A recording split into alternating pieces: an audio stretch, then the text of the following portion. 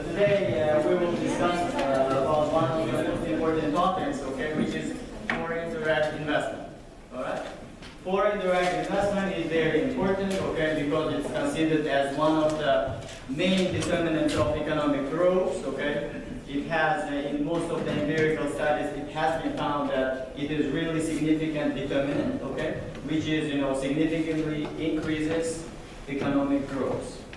So therefore, because of the importance of foreign direct investment, you cannot find any single country in the world which dislike receiving investment. Okay? All right? We do not find any, okay? None of the countries, they don't want, so all of them, they like to receive investment. Why? Because there isn't any country where 100%, okay, they were able to mobilize all the capital and labor in their countries, okay? There is always something is missing. So therefore, to make it active, you need always financial resources, okay? So what is investment? So investment, okay? So which means that we purchase an item, okay, or an asset, so with the hope that it's going to generate some income, all right? What if you buy some asset or you spend some financial resources, but if you do not expect anything? So it's not investment, it's donation. Okay? You know that there are very rich people who donate millions of dollars, and for return they expect nothing because it's donation. But if they invest it for something, for an item, and they purchase it, but in the future if they expect some income, it's going to be investment. Okay? Good. And we have two types of investments. Okay? And at the same time, that if we purchase some item, okay, and we do not expect any income, but we know that over the years that item appreciates. It's still, because it appreciates, it will be added, the additional value will be added, so it's still, okay, it's an additional income for the investor. Alright? So two types of investment in general. We have financial investment and non-financial investment. So which means, regarding financial investment now, investors, they are spending money, US dollars, okay? They are spending, and for that spent money, they expect some reward in terms of income, okay? Non-financial, it also can be, one, using your financial resources, or spending non-financial resources, okay? In the end, you again benefit. So now we will explain. First one, financial investment, okay? The most common one is stocks, all right? Stocks, which means those investor is buying, okay, stocks of certain companies, all right, which gives for the investor ownership right. So which means if you buy 15% of those stocks, then it means that you own 15% of the company. And at the same time, if you are the stock owner, so then it means that you have power to vote. You are the decision maker. All right? And based on the profits made of the company, you will receive your share from the total revenue. Okay? Good. So this is stock. And the second, most common financial investment is bonds. Okay? It's just you are buying securities or you lending your financial resources, okay? You lending money, and at the same time, at the fixed period of time, you receive interest, okay?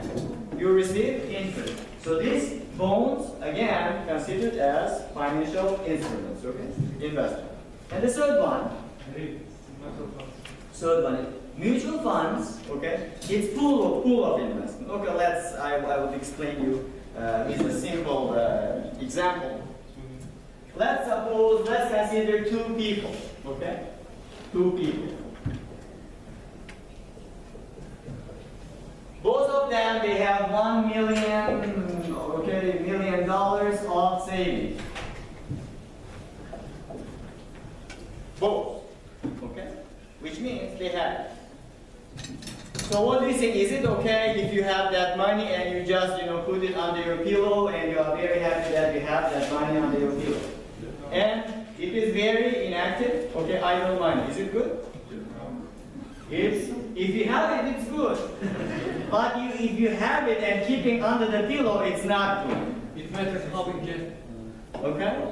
No, I mean it's only in all legal way, okay? In all legal way. So if you keep it under your pillow, it means idle money, which means it's not active. It does not generate any income. All right. So therefore, for those people who have that much savings, it's best option for them to invest rather than keeping idle, which means it will generate additional income. Now let's suppose there is a fact that this person is an economist, okay, and he knows about the economy very well, and he knows about all financial market activities, and he is able to rationally think. He knows about the economy. Okay, if you show this company, what about investing to this company? That person will just rationally think and check everything, do a little research, then he will tell you the decision. Okay? Good. But on the other hand, this gentleman is not that much smart person. Okay? Who has no knowledge of economics and financial activities. Is there a difference? There is very big difference, right? This person is able to do some rational thinking before investing, while this person is not able to do it. Right? Okay? Good. So now, let's say there is one company over here, right? And now they are selling their stocks. Both of them. This person, because he has knowledge, he may think, he will, okay, this company is now, if they establish it, in Uzbekistan has the population this much, and that good is really liked, right? According to my expectations, this company is going to be very profitable. So, which means that it's for him, it's very good to buy, right? But that information, but this person does not have that information because he doesn't know, right? So, whenever we investors, there is always the fact of risk, yeah? Risk. It means that if that company goes bankrupt, then it means you lose your money, okay? Good. So therefore, if a person, let's suppose, is lack of knowledge but has financial investment, it will be very wise and correct to invest to mutual funds. Why? It's better for him to invest here. If this person is very risk averse, he thinks about risk a lot, it's better for him to invest here. What's the difference? They also will invest. They collect all the investors' money. It's a pool, okay? And they invest in many companies. Because they have a group of experts, they know the market very well, and they will invest instead of those investors. The only thing they are using their money. But of course, if you directly invest, the share, for example, you get will be 20%. But if you invest here, it will be 10%, let's suppose. The share. But it is less risky. This one is risky. This one is less risky. It can be risky. It can be risky in the case of financial crisis, where the entire economy suffers. Let's suppose this gentleman, invested here, right? Less smart person. Very smart person invested here. So now it turned out to be, after 1 year, this company started suffering, that economic fluctuations. Now, and it went bankrupt. Did he lose? Yes. He lost, right? What about him? Did he lose? He didn't. Why? Because his money, that 1 million, is not only invested here, it was invested to 1,000 companies.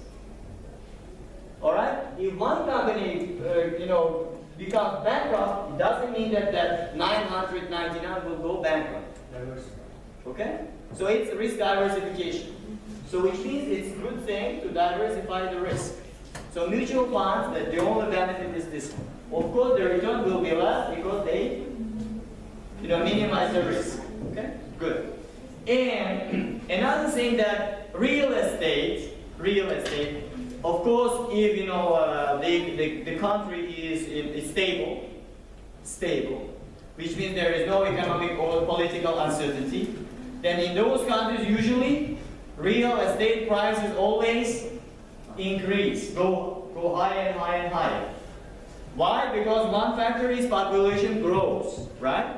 Of course, you may give an argument that what about some developed countries where population is declining, right? But you know that in those countries, even though population is declining, that you may see the demand for assets will decrease. No, but there is very high demand from other countries too. Other countries, they would prefer to buy some assets from those developed countries where there is always high demand. Okay? So therefore, whether it's residential or industrial, the prices will appreciate over time. Which is a good thing. If you have money, most probably you will also try to invest, yeah, for that. Okay. And what about precious metals? Gold, those diamonds, yes, emeralds, whatever. And in Uzbekistan they have such a culture, right? So if you have parents, then if you have 3 daughters and 2 sons, it means that you will have 5 daughters, yes? Sons, because your sons will have wives, yes? Which means for each, I have to buy a few necklaces, then earrings, rings, which means parents in advance they think. It's like a culture, yeah? But at the same time, you will find many households, if they have additional savings available, they try to convert it into those metals, yes? Buy rings or silvers, whatever. Why? Because they are scarce resources today. They always prices appreciate. Good investment, okay? Because it's liquid always. Or they try to, of course, it can be illiquid too. If in one country they find, let's suppose, 1 mountain of gold, it turns out to be. The next day, the prices of your gold will be cheaper than metal. Okay, then you will be throwing out all of those stuff. It will not happen, okay, because it's already checked. Okay, good. So this is financial, which means we are now spending our money, and in the future, we are expecting income, or at least because of appreciation, additional money. Okay? Good. And what about non-financial investment? Non-financial investment, first category, we are spending. Okay? We spend money. We spend money today, but in the future, because we spend it today, we avoid some costs. First one is buying clothes at the end of the season. Sales. Okay? For example, when I was abroad, I used to come very late home, and when I come back home, my children are very ready, brainwashed by my wife, because she promised to my children that I will take them to the department store. And what's the reason behind that one? Because my wife heard that there is sale is going on in that department store. She heard it from her friend. So then I will take my family there, and of course when I go there, I will figure out that there are certain type of clothes, which I really, let's say it's at the end of the winter, well, I'm planning to buy for the next season. The price in the season, it was, $100, but when I went during the sales time, it's 50% off. Discount, which means I am able to buy it for $50. So anyway, I will buy it, right? Anyway, I will buy it. So now I made the decision. Okay, let's buy it. If I buy it, it means that next year, in next winter, I am not going to pay additional $50. Anyway, the price will be minimum $100 the next season. Okay, the next season. So therefore, which means now I'm buying and avoiding those additional costs in the future. It's still investment, but non-financial. We are not, gaining anything, but we are avoiding spending. Okay, good. Or saving energy by using LED lamps or using alpha doors, for example. Right? These LED lamps, these are LED. Okay, very high quality, nice. If you buy it, the cost, if you compare it to traditional lamps, it may be 5 times more expensive, yes? But it consumes less energy, electricity, plus it is, you can use it for a very long time. And additional, there is service. If something goes wrong, if you take it back, they will give you a new one, right? So which means now you are spending a little more, but in 1 year, you are saving much more. The same with those alpha doors, which keeps, cool air inside nicely and warm air nicely, okay? You save. Good. What about buying formal clothes for a job interview? How can it be an investment? It's an investment. There is high likelihood that you will get the job. Yes, okay? So which means that if you graduate and you have a chance to go for an interview, first of all, you apply for a job because you think it is very important for you. If it's important for you, it has interview ethics. One is closing, okay? If you go to that interview in that way, maybe if it's your governmental job, you will not even be allowed for that interview, okay? Because you are going that conversation with the minister, okay? This is not for you. This place is not for you. Sorry, you can go back. I know that it costs 10 times more expensive than this one, but it's not for that purpose, okay? Which means, if you don't have clothes before the interview, and you are buying it, and one factor that affected for the good interview, if you get a job, it means that you will get more, you will get paid for that one, okay? Good. And what about investing time? Someone was mentioning about that one. It's now totally has nothing to do with this money. For example, copyright or patent. You know that J.K. Rowling, yeah? She is the author of Harry Potter, right? If you read about her, she in early 90s, she had financial problems, and she had family problems. She lost her mother, then she lost her son or daughter, I don't remember. And then she got divorced with her husband, okay? Then, what was the first book in 1999 or 97? Was it 97? Anyway, she was able to publish, okay? Of course, there was some cost. But to create that fiction, that book, she spent time at home. And as a result, she was the only, that billionaire author in the world. Only. Okay, by publishing book, she became a billionaire. Of course, now she is not billionaire. Why? Because she spent a lot of money for donation purpose. But she is very rich. You can. Okay? Good. Because she spent. What about education? Education, it depends on the countries where we live. In Uzbekistan, for example, in our country, education is free. If you go to public school, elementary school we call it usually, right, from grade 1 to 11, we don't pay anything. If you study very hard, then you can get full scholarship from the university, and you additional pay every month fee, right? Which means you will be able to graduate without spending any money. Well, the only thing you are doing is you are inputting your effort, your time. You are studying hard. And in the future, as a result of that spending your time efficiently, you may get a very good job. As a result, you will be getting a lot of money. Okay? You become a rich person. Good. So this is non-financial investment. Okay?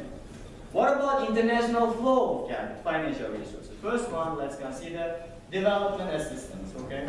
And we have loans. I think you know what loan means, right?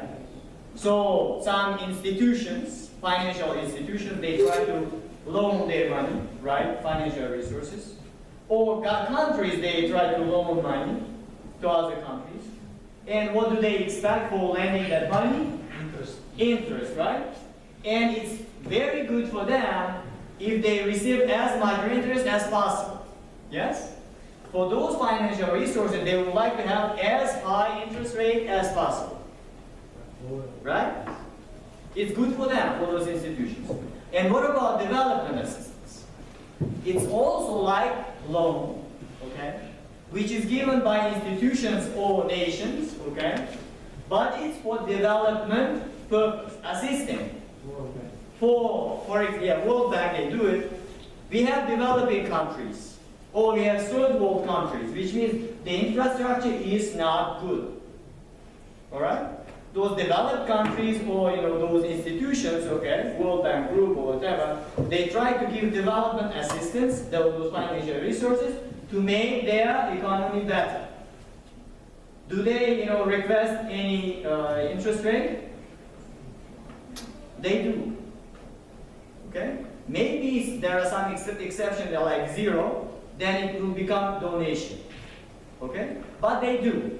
But the interest rate is very low. Which, if those countries are able to get that development assistance, they will be celebrating it. Okay? Because interest rate is very low. Good. What about remittances? It's also international financial flow resources, okay? In remittance, okay? It's also investment. Immigrants.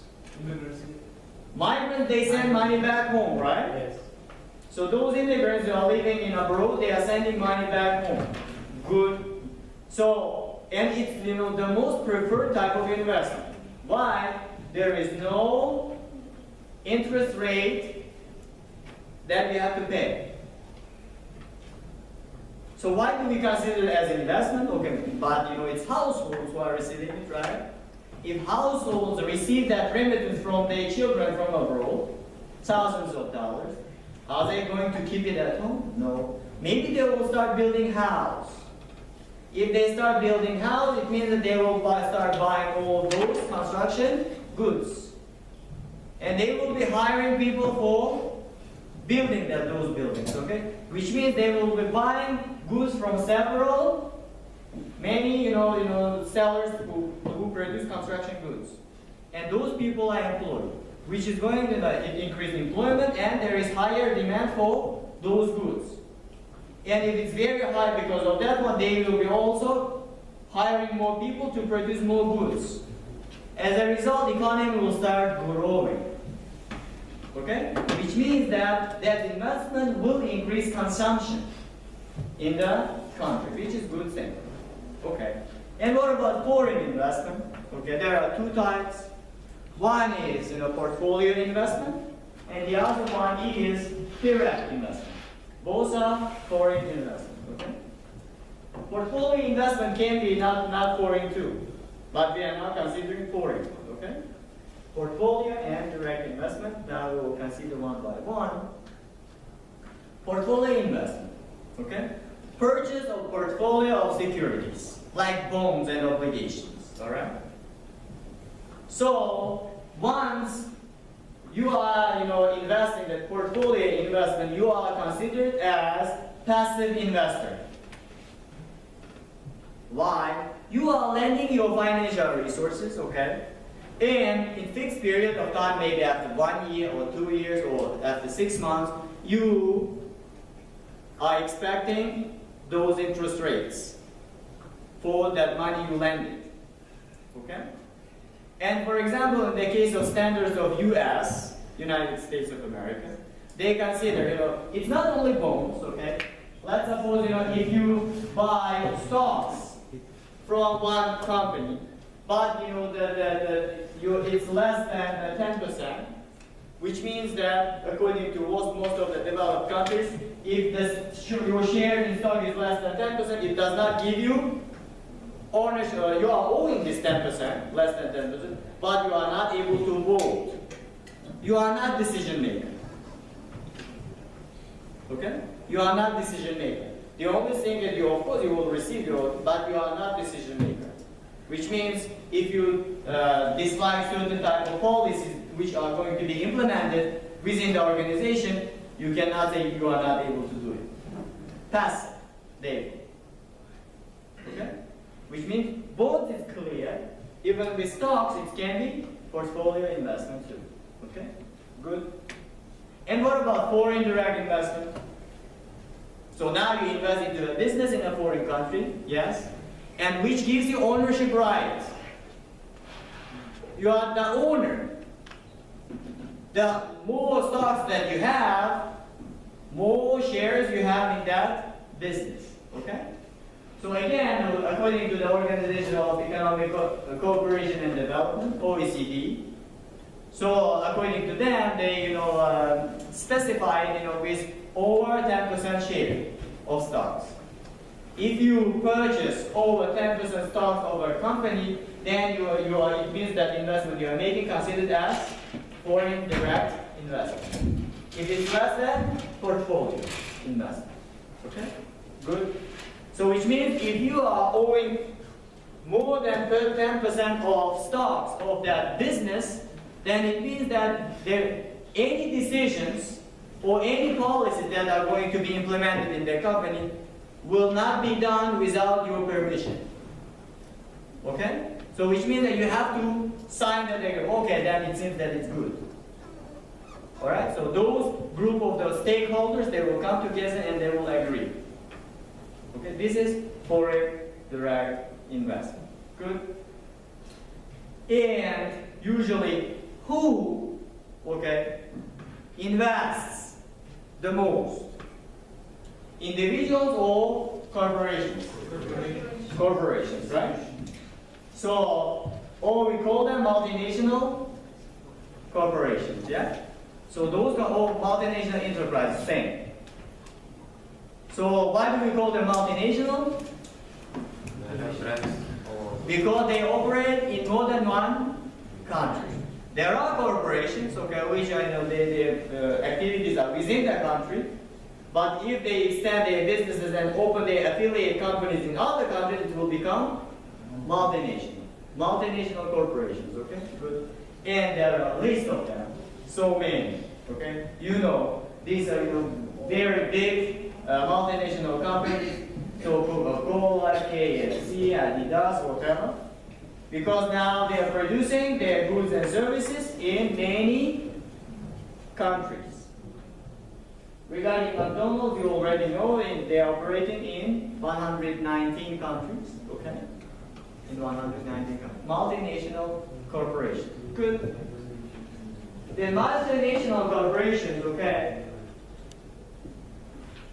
There is that multinational parent and multinational affiliates, where it means that controlling firm and control firm. If you consider the Coca-Cola as an example, that headquarters, which is located in the United States, Atlanta, Georgia, it is the parent. Because that Coca-Cola has a lot of affiliates, including in Uzbekistan, okay? So we call them affiliates of Coca-Cola, which means children of that parent.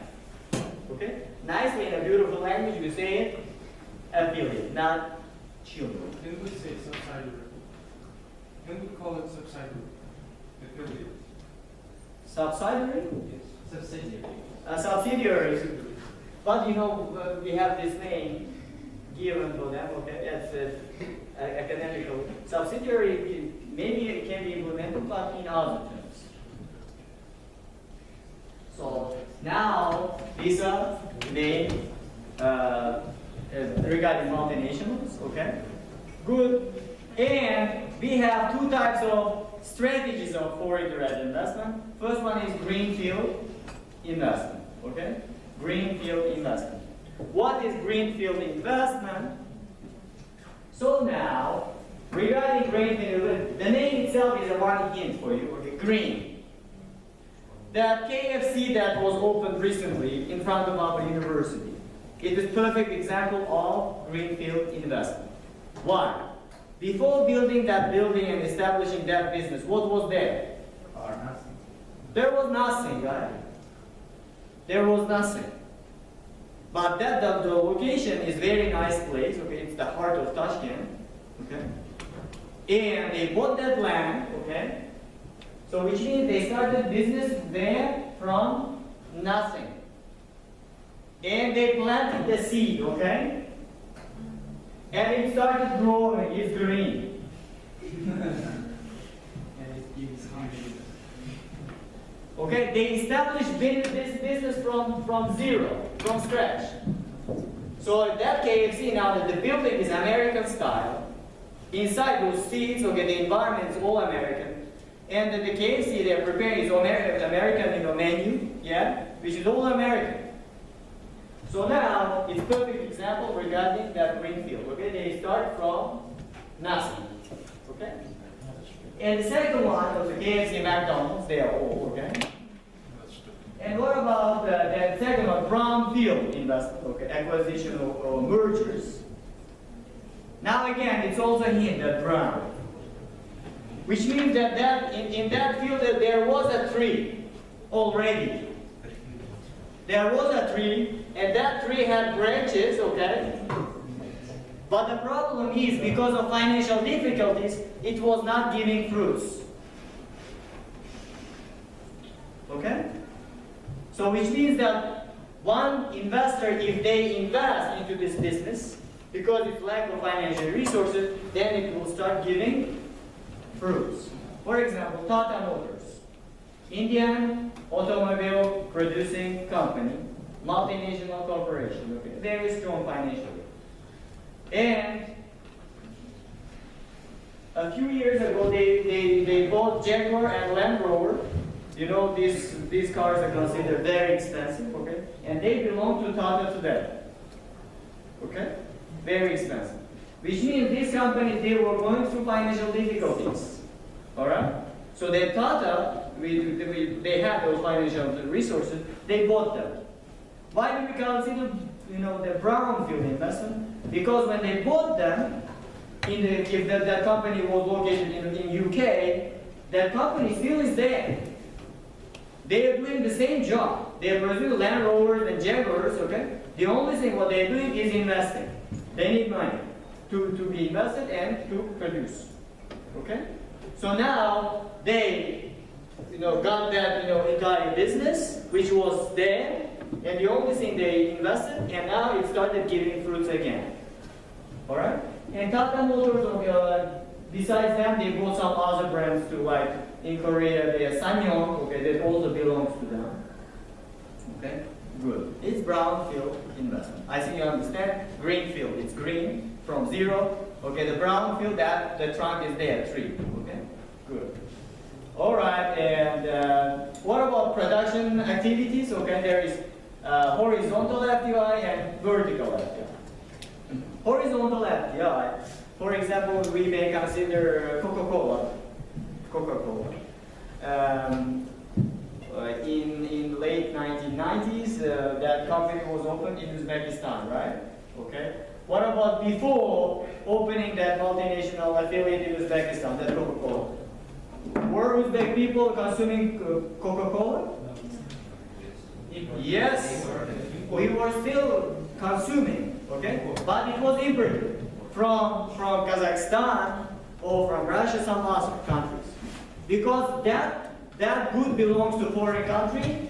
To buy it, we had to pay tariffs, yes? It had tariff.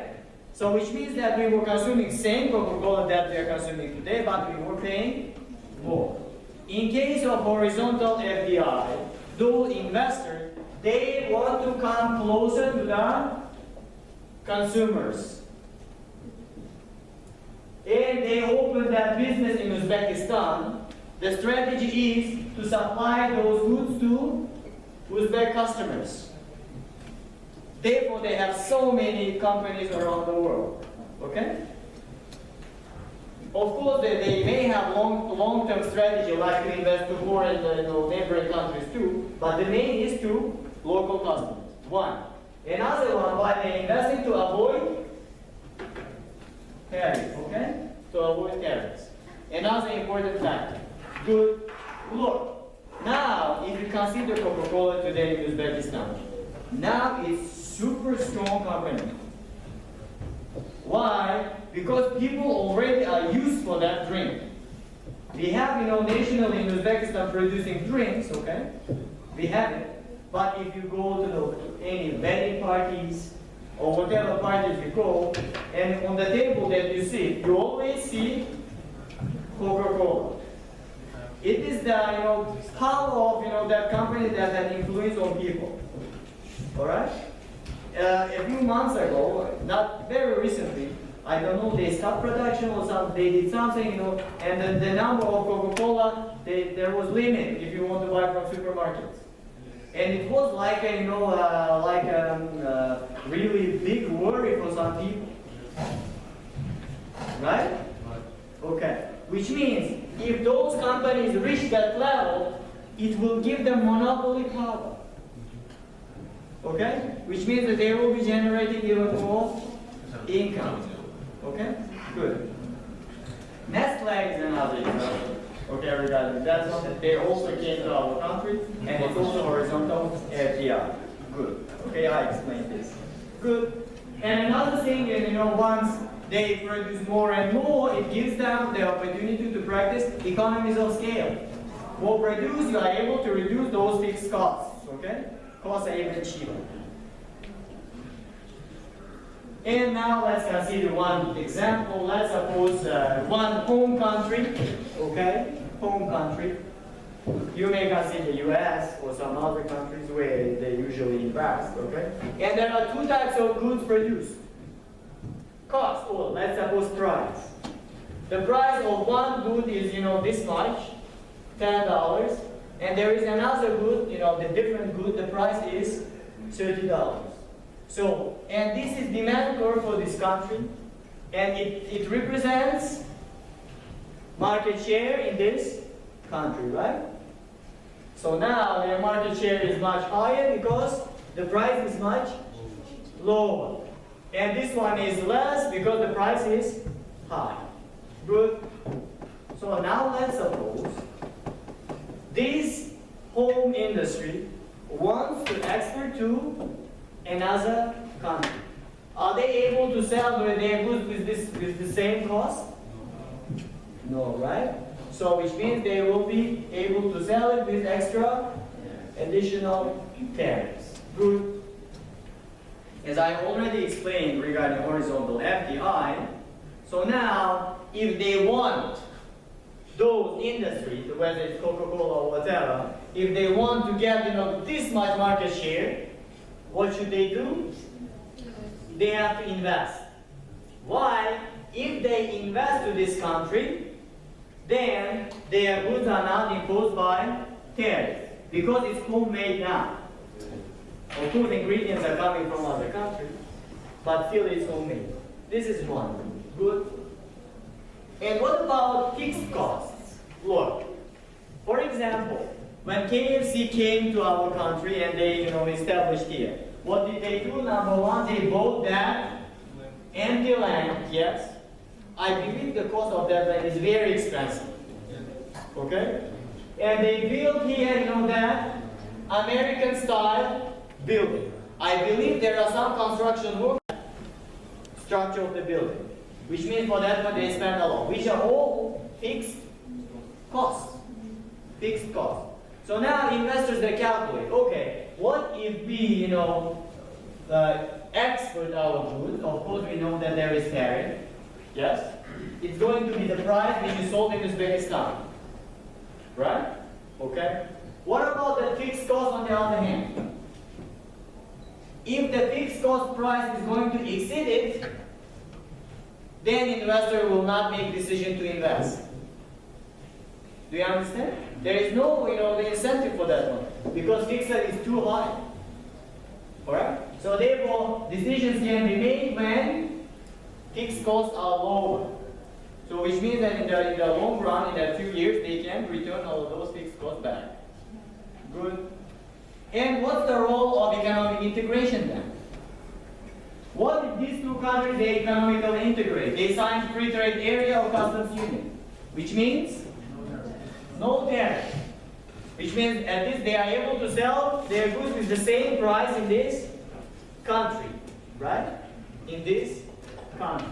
Okay, now let me give you an example. For example, we have Artel, right, in Uzbekistan, our Artel. And that Artel produces electronics, yes, and they're producing that, air conditioners or whatever. Let's suppose Uzbekistan signed free trade area with Tajikistan. All right? And we are selling today, okay, before signing it, let's say we are selling our Artel goods to Tajikistan too. So what do you think? If we sign free trade area with Tajikistan, will our, that Artel decide to invest in Tajikistan? No. No, why no? There would be no reason. There would be no reason, yes? So for example, if you consider it's transportation is no problem. Why? Because that Artel, which is located in Tashkent, is supplying its goods to Karakol, Pakistan too. Yes? If you consider distance from Tashkent to Karakol, Pakistan, okay? And if you consider any part of Tajikistan, which is much closer compared to Karakol, Pakistan, which means that transportation is no problem. There is no incentive to invest, okay? But still, investors may invest if they know that in Tajikistan it's cheaper to produce. If they figure out that there is comparative advantage, if they produce those electronics in Tajikistan, which will make the cost even low. Then, if it's the case, they figure out, okay, if we produce those air conditioners in Tajikistan, the cost will be this much because they have comparative advantage, which means that they will be able to increase their market share here. One. Second, because then they will move the factory here, and Uzbek people also will be buying for less price. In both countries, price reduced, consumption more. Plus, if Artel was able, because of investing to Tajikistan now in the world, Artel became what? More competitive. The price is lower than the original. It's very good. Okay? So this is the beauty of economic integration, which most of the European countries, they try to practice this way. Okay? Good. And what about vertical FDI? So now regarding vertical FDI, those businesses, okay? So now they break up those production facilities. Okay? Regarding KFC, they do everything within that building. They bring the ingredients, okay, all of those stuff, and they produce there. And what about, car manufacturing? To make this car, at least, if you consider those countries, okay, where the parts coming from, okay, minimum, I believe, more than 10 countries goods are used here, minimum. Okay, it comes, metal comes from somewhere else, tires come from somewhere else, okay, which when we talk about global value chain, we'll talk in detail regarding this issue, okay. So vertical FDI is usually two types, backward and outward vertical FDIs. Why it is backward? Again, let's consider an example. Raw material, you produce good and Yes, take it back. Why do they do it? Let's suppose that Ford, okay, and I'll quote that Ford company, okay, now they have their affiliates in Germany and other countries, right? And let's suppose that they were buying, some metal from Korea. Let's suppose they were buying metal from Korea, okay? And they were buying that for a certain price of dollars, okay? And let's suppose that there is another buyer from Germany which is offering for Koreans higher price for that metal compared to Ford. What will happen? Koreans will be, more likely to sell metal to them because they are offering higher price, yeah? In order to avoid this kind of fluctuations, uncertainty, companies like multinational like Ford, they try to invest. Which means they will open it in Korea with their own money, and they produce metal there, and they will be sending it that material to US, which is not, it belongs to them. It's stability. There is no risk of that one, okay? Now it will supply it as they want. One, if they have, the comparative advantage, the cost will be given cheaper, okay? What about, outward vertical FDI? So which means that those businesses, they try to invest in those countries. Maybe they will not be producing. For example, let's suppose in Uzbekistan we have, do we have Mercedes-Benz selling automobile stores? Yeah. Do we have it in Tashkent? It's okay then. I'm not talking about that our car market. We have the official one, yeah? Let's say we have official shop of, let's say BMW in Tashkent. Yes? If you go there, you have those nice cars and with those given prices. Which means if you have money, you can just buy it. Yeah? BMW, okay, they invested into Uzbekistan to open that shop. Why? To make, to create convenience for those consumers. For example, if they did not have this shop, it means that you have to go to Germany. You have to buy it, if you have to bring it, it's a lot of disconvenience. Which means people would prefer, I don't need it, let's buy from there. Korean, nice too.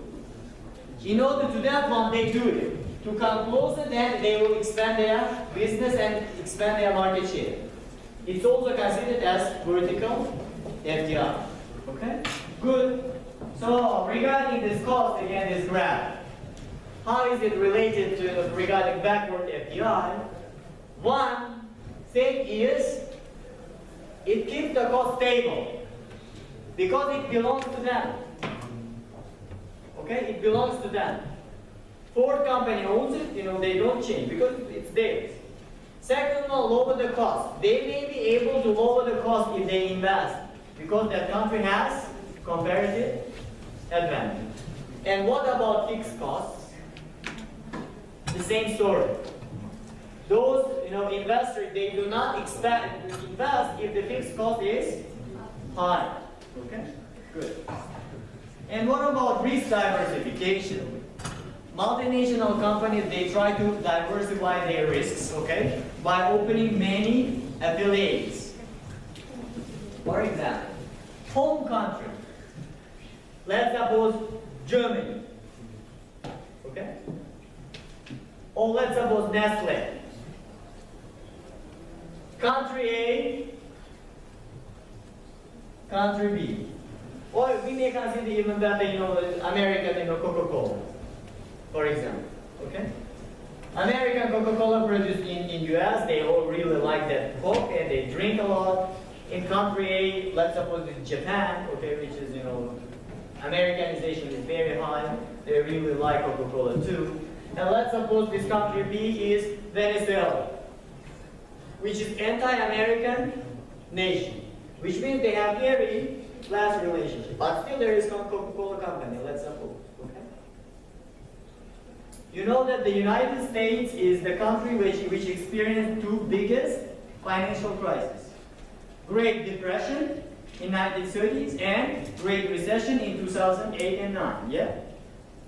Which means in those Great Recession parts, the economy of US was in a very bad situation.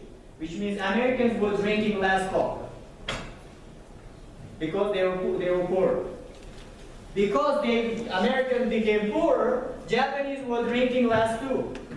Because they export a lot, so their economy was starving too. But Venezuela had nothing to do with that financial crisis. Of course, they had effect a little. Let's suppose they are not exporting, okay? So let's depend. These countries were affected, of course, countries, if it's US, all countries in the world will be affected because their network is very huge. After financial crisis, they were going through crisis, but they were not. Relatively stable economy, right? Look, Coca-Cola was selling less. In Japan also they were selling less. But here, it was still stable income, okay? They were smart enough to diversify their financial resources by investing to many countries. If it's the case, if the revenue comes less to these countries, but from here it will be stable. Or another thing. For example, in the United States, you can find so many companies, all right, so many. The headquarters is there, or in Germany, or somewhere else, headquarters. But regarding production, it's zero in the headquarters. Because there is no demand at all. Do you understand? There is no demand at all at home, but there is high demand in other countries.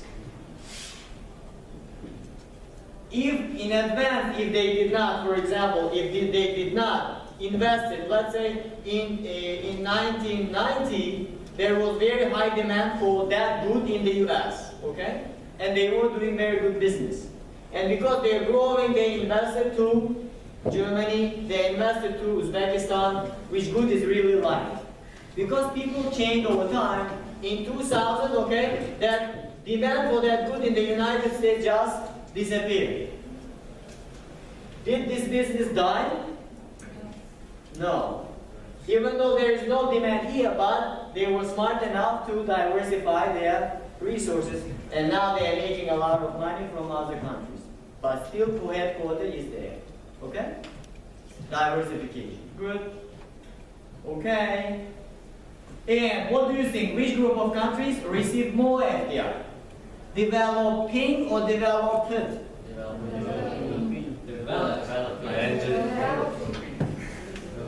Okay. So if your answer is developing, alright? So the answer is wrong. So it's developed, okay? There is more. Here's the data. So that gray shaded area, it gives us developed area, 55%. While developing is less. Why? What's the reason? Risk, political risk. Very nice. Okay? Because of risk. If you invest to developed countries, the level of risk is very low. For example, if you want to keep, if you have cash at home and you want to deposit into any bank, right? There is one bank which offers you very low interest rate, but there is another one which offers you very high interest rate. Which one will you choose? Low interest. Low interest rate. Why? Because that bank is really stable and good one. High interest rate, it means something is wrong with that bank. The same case, okay? Good. Oh, sorry. What about this, orange shaded area, which represents transition economies? And their share is very low. Why? And it gets smaller and smaller. Transition economies, why their share of FDI is very small?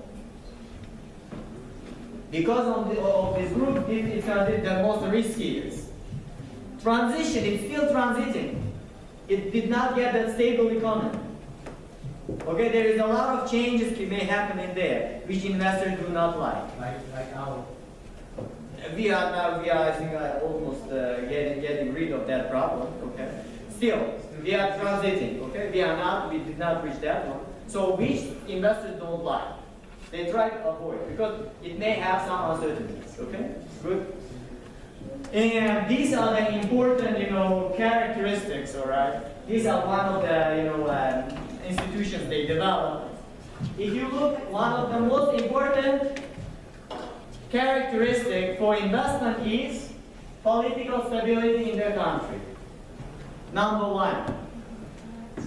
So I will give you one example, okay? Oh, time is over. Time is over. Anyway, okay? So these are, we will consider then next. Advantages and disadvantages of FDI, which we taught in the first lecture. Okay? It is that very good for economic growth, it creates employment opportunities. Of course, disadvantages, it causes some environmental issues, okay? And even though there is exception, there are countries where political, risk factor is very high. But some international companies, they try to still invest just for the sake of internationalization. Do you understand? That's for the sake of just to make their brand stronger. Okay? Good. So, do you see this graph? It looks very nice. It is your homework. So, if you open the Salvador book, okay, the pages are given here. Please read it and come to seminar. If you understand, then it's good. If you didn't, still good.